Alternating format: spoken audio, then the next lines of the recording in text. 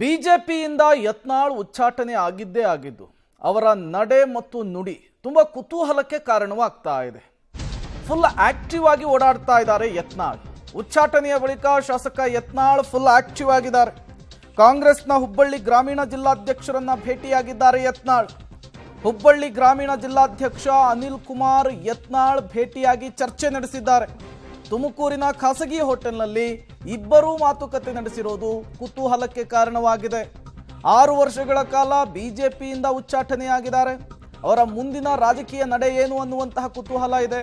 ನಿನ್ನೆ ವಿಜಯಪುರದಲ್ಲಿ ಹೊಸ ಪಕ್ಷವನ್ನ ಸ್ಥಾಪಿಸ್ತೇನೆ ಅನ್ನುವಂತಹ ಹೇಳಿಕೆ ಕೊಟ್ಟಿದ್ದಾರೆ.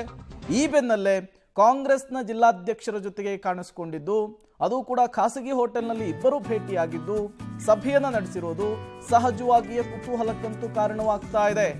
ಹಾಗಾದ್ರೆ ಈ ಭೇಟಿಯ ಮೂಲಕ ಯತ್ನಾಳ್ ಯಾವ ರೀತಿಯ ಪೊಲಿಟಿಕಲ್ ಮೆಸೇಜ್ ಅನ್ನ ರವಾನಿಸ್ಲಿಕ್ಕೆ ಮುಂದಾಗ್ತಿದ್ದಾರೆ ಎನ್ನುವಂತಹ ಪ್ರಶ್ನೆ. ಕೇವಲ ಸೌಹಾರ್ದಯುತ ಭೇಟಿನ ಅಥವಾ ಇದರ ಹಿಂದೆ ಏನಾದರೂ ರಾಜಕೀಯ ಲೆಕ್ಕಾಚಾರ ಇದೆಯಾ? ಇದೆಲ್ಲವೂ ಕೂಡ ಸಹಜವಾಗಿಯೇ ಚರ್ಚೆಗೆ ಬರ್ತಾ ಇರುವಂತಹ ಪ್ರಶ್ನೆಗಳು. ರಾಜಕೀಯ ಪಡಸಾಲೆಯಲ್ಲಿ ಬಹಳ ಚರ್ಚೆಗೆ ಗ್ರಾಸವಾಗ್ತಾ ಇದೆ ಯತ್ನಾಳ್ ಅವರ ನಡೆ ಮತ್ತು ನುಡಿ.